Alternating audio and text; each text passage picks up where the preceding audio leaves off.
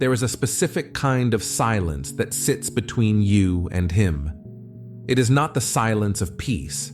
It is the silence of things unsaid. You look at him and you see a king. You see his potential, his heart, the vastness of who he could be. You see the timeline where he steps up, claims his power, and meets you in that high, sacred place. But when he looks at you, he does not just see a woman he loves, he sees a mirror. And in that mirror, he does not see a king. He sees a fraud. He sees everything he has failed to achieve. He sees the debts he hasn't paid, the promises he couldn't keep, and the inner weakness he has spent a lifetime trying to hide. The paradox you are living in is painful, and it is exhausting.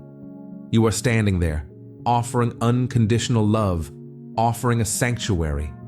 And yet, the more love you pour into him, the further he seems to retreat. The brighter you shine, the more he seems to shrink into the shadows. And you are left wondering, if I am nothing but good to him, why does he feel so bad around me? Why does he run from the very thing he says he wants? You might feel rejected. You might feel abandoned. But I want to offer you a different perspective today. This is not a rejection of you. This is a rejection of himself.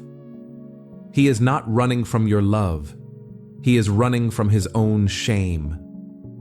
Today, we are going to walk into the dark room of the masculine psyche. We are going to look at what he is hiding from you, why your light unintentionally blinds him, and how you can stop carrying the weight of his worthiness.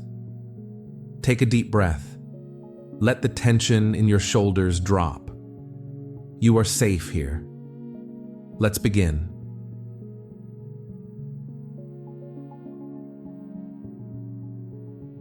To understand the unawakened masculine, the man you likely call the avoidant soul, we must first understand the architecture of his burden. We often look at his silence and interpret it as indifference. We look at his withdrawal and interpret it as a lack of love. But if we are to truly see him, we must look deeper than his behavior. We must look at the ancient, structural foundation of his psyche. We must look at the specific design of his shame. In our modern spiritual circles, we speak often of the divine masculine. We romanticize this energy. We imagine a figure of unshakable strength, clear direction, and protective power. We visualize a king, but we rarely talk about the shadow side of that archetype, which is the wounded soldier. For thousands of years, the masculine identity has been tied to one singular, brutal metric, which is performance. From the time he was a small boy, before he even knew what the world expected of him, he was likely taught that his worth is conditional. He learned that he is not valuable simply because he exists. He is valuable only if he provides. He is valuable only if he protects. He is valuable only if he produces. This conditioning creates a deep ancestral wound that is etched into his very nervous system. It tells him that if he provides, he is good, but if he fails to provide, he is not merely unsuccessful. He is nothing. This is the terror that lives in the basement of the masculine mind. It is the fear of total annihilation through failure. Now, bring this heavy historical weight into the dynamic between you and him. You, as the holder of space, likely operate from a place of being. You value connection, emotion, intuition, and energy. You know that love is a frequency you embody, not a trophy you earn. You have likely done the work to dismantle your own conditioning, realizing that you are worthy simply because you breathe. But he is still operating in the old paradigm of doing. When he stands before you, especially if you are spiritually evolved, financially independent, or emotionally intelligent, his internal calculator begins to run. He does not just see your beauty. He measures his reality against yours. He looks at your emotional clarity and feels his own confusion. He looks at your spiritual depth and feels his own shallowness. He looks at your ability to flow like the ocean, and he feels like a stagnant, drying puddle. This comparison triggers a biological shame response within him. In psychology, we understand that there is a profound difference between guilt and shame. Guilt is the feeling that you have done something bad. It is about action. Shame, however, is the feeling that you are bad. It is about identity. Guilt says, I made a mistake. Shame says, I am the mistake. When a man enters a state of deep shame, it triggers a freeze response in his nervous system. It shuts down his ability to communicate. It severs his connection to his own heart. It cuts off his ability to be vulnerable or intimate. When he is in this state, he cannot hear your love. He can only hear the roaring sound of his own inadequacy. He looks at you and he feels the gap. This is the painful distance between the king you know he can be and the fraud he currently feels he is. That gap is terrifying to him.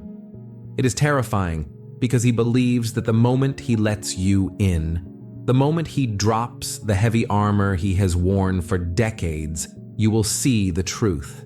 You will see the debts he hasn't paid. You will see the promises he couldn't keep.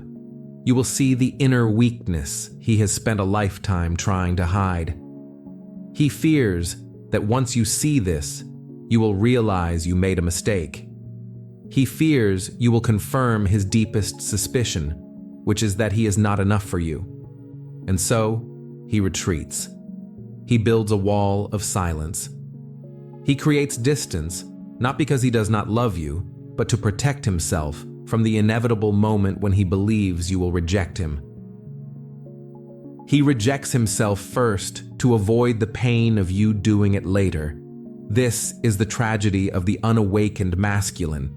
He is starving for the very connection he pushes away. He wants to rest his head in your sanctuary, but he feels he hasn't paid the admission fee. He feels he must conquer the world before he is allowed to enjoy your world.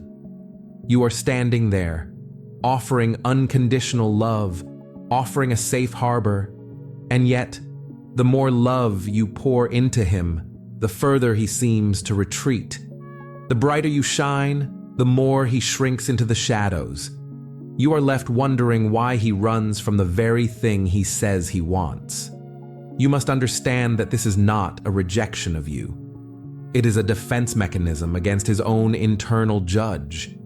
He is not running from your light. He is hiding from the dust that your light reveals. He is trying to preserve the illusion of his strength, because without it, he does not know who he is.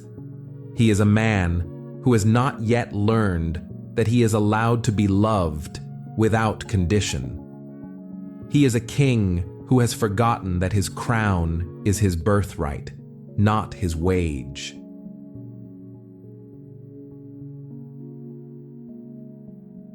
Now I want to invite you to shift your perspective entirely. We must move from the narrative of rejection into the narrative of revelation. This is the moment where we move from pain into power.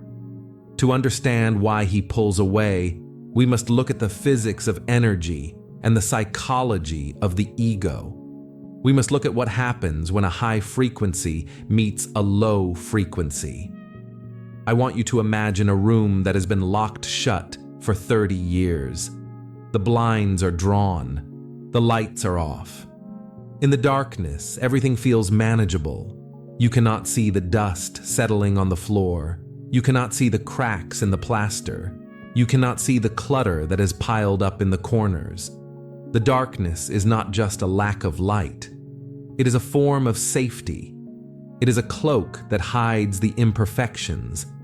It allows the occupant to believe that everything is in order. You, my dear, are the floodlight. You have likely spent years doing the deep excavation work on your soul. You have healed your childhood trauma. You have connected with your intuition. You have learned to speak your truth. Your vibration is high. You are radiant.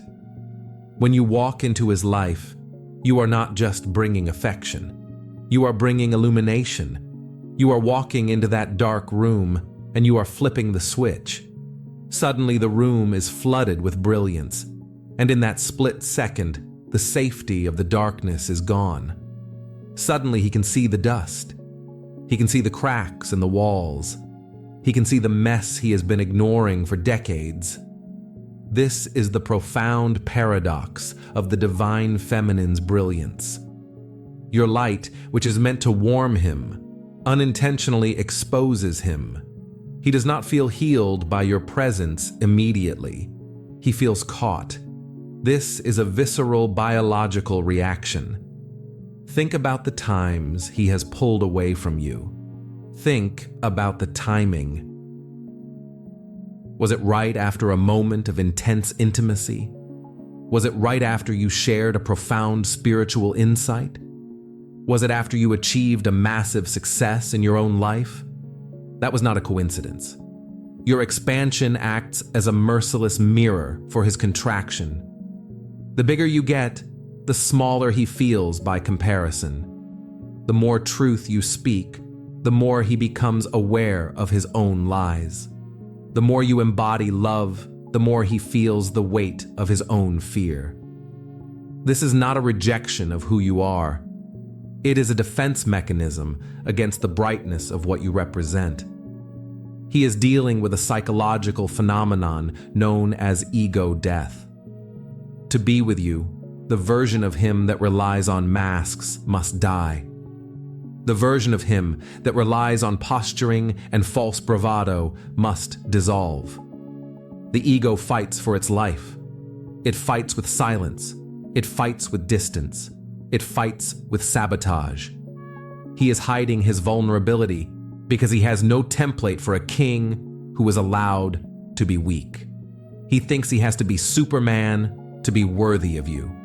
And because he knows he is not Superman, because he knows he is human and flawed, he chooses to be a ghost. He decides that it is better to disappear than to be seen as a fraud. This is the dilemma of the unawakened counterpart. He craves the light. He is drawn to you like a moth to a flame, but he burns when he stands in it for too long. He is not yet ready to let the fire burn away his defenses. So he runs back to the comfort of the shadows, where he can pretend that the dust does not exist. It is crucial that you understand this dynamic so that you do not internalize his retreat. You might be tempted to dim your light. You might think that if you were just a little less intense, a little less spiritual, or a little less successful, he would stay. Please do not misunderstand the assignment. I am not asking you to dim your light. Never dim your light to make someone else comfortable in their darkness. That serves no one. If you dim your light, you both end up in the dark. But you must understand that his retreat is not about a lack of love for you. It is about a lack of tolerance for the truth. He is overwhelmed by the clarity you bring. He is overwhelmed by the requirement to be authentic. When he looks at you, he sees the standard of the divine, and he feels the gravity of his own humanity. It is a painful contrast. He runs to catch his breath. He runs to rebuild the walls that you so effortlessly walked through. He is trying to survive the exposure. He is trying to figure out how to be a man in the presence of a goddess without burning to ash. This is the paradigm shift. He is not running away from you. He is running away from the version of himself that you reflect back to him. He is running from the demand to rise because he is terrified that he does not have wings.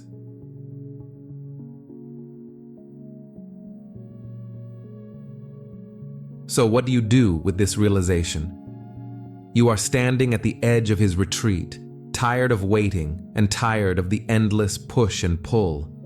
You want union, but you are met with resistance. You want depth, but you are met with surface-level defense. The natural instinct of the anxious heart is to do more. We believe that if we can just love him enough, if we can just explain our feelings clearly enough, or if we can just create the perfect environment, he will finally feel safe.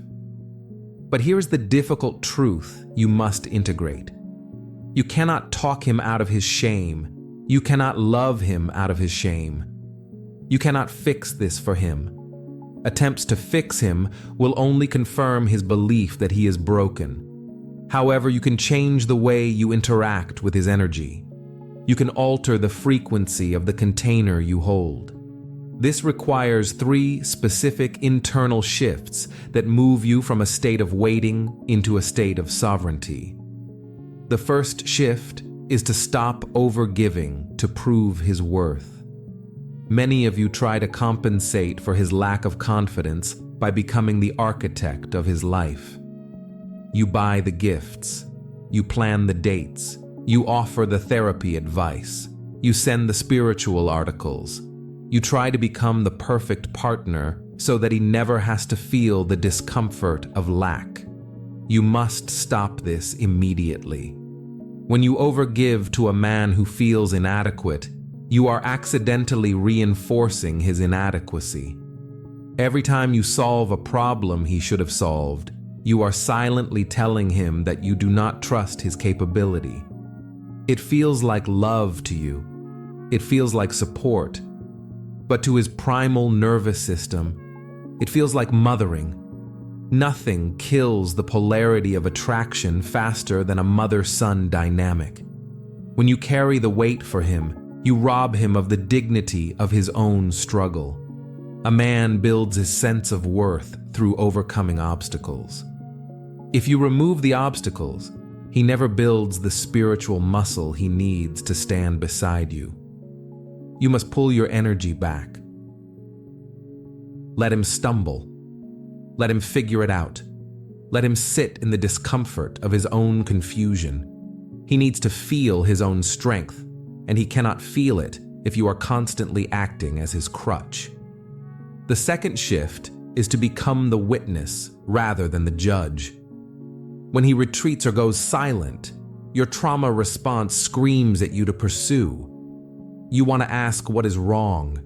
You want to ask why he is doing this. You want to demand an explanation. But to a nervous system in a freeze state, questions feel like an interrogation. They feel like a demand for performance. Instead, you must practice the high art of holding space. This is a passive, yet incredibly powerful state. It means you are present, you are open, but you are not demanding. If he expresses a fear or a failure, do not rush to fix it with toxic positivity. Do not tell him he is great when he feels small. That invalidates his reality. Instead, simply witness him. Acknowledge the weight he is carrying without trying to take it from him. You might say that you hear him and that his burden sounds heavy. When you validate his experience without trying to change it, he feels seen. Shame dissolves when it is seen and accepted. Shame hardens when it is argued with or analyzed. You are creating a sanctuary where he is allowed to be messy, and that permission is the antidote to his perfectionism. The third and most critical shift is to anchor into your own worthiness. You must detach your self-worth from his validation. This is the hardest step. His inability to receive your love is not a reflection of the quality of your love. It is a reflection of the density of his filter. If he feels unworthy, that is his curriculum. It is his spiritual mountain to climb. When you make his shame about you, thinking you are not pretty enough or patient enough, you become entangled in his web. You lower your vibration to match his frequency of lack. You must stay high. You must stay in your joy. You must live your life beautifully, with or without him. Paradoxically, the most healing thing you can do for an avoidance-prone man is to be happy without him. When he sees that your happiness is not dependent on his performance, the pressure releases. He realizes he doesn't have to save you. He doesn't have to maintain your emotional state. He just has to be with you. That safety is what eventually invites him to step out of the shadows. He needs to know that you are a solid object in a chaotic world. He needs to know that if he falls, you will not crumble. You become the lighthouse, not by chasing the ship, but by standing firm on your own shore, shining your light regardless of the weather. This is how you empower him. You believe in him quietly, from a distance, until he finds the courage to believe in himself.